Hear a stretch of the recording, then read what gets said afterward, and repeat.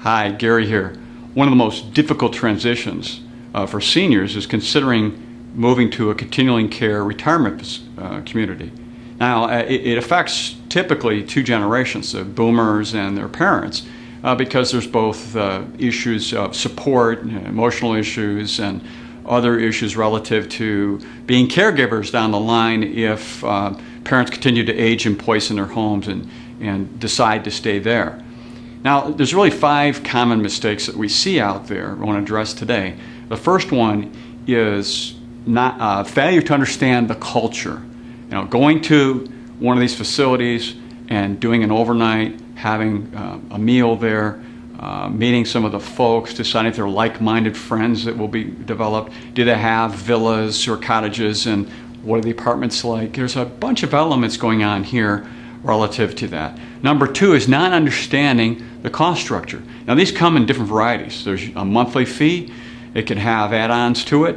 There's a lump sum down payment for an apartment or a villa or a cottage. There's additional fees for nursing or skilled nursing care or assisted care or other kinds of fees, but understanding exactly how that structure works is very important to kind of lay that out. Number 3 is failure to do a financial review.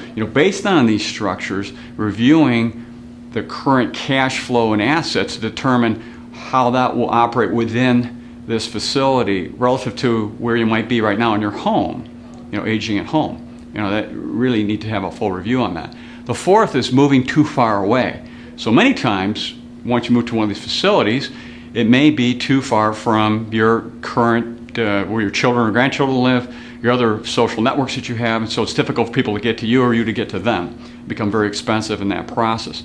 And the 5th one is moving too late.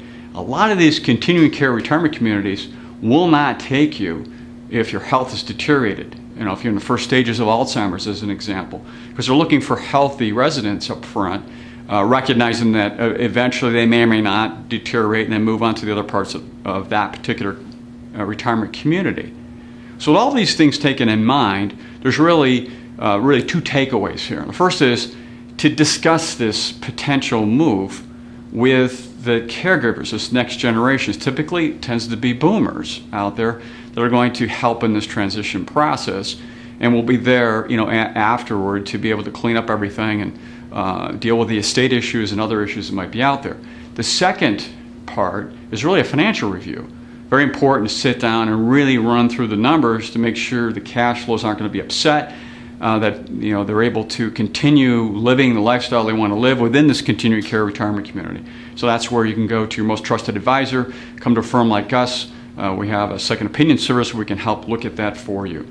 So consider these 5 mistakes when searching for the right fit for a continuing care retirement community. Till next time, enjoy.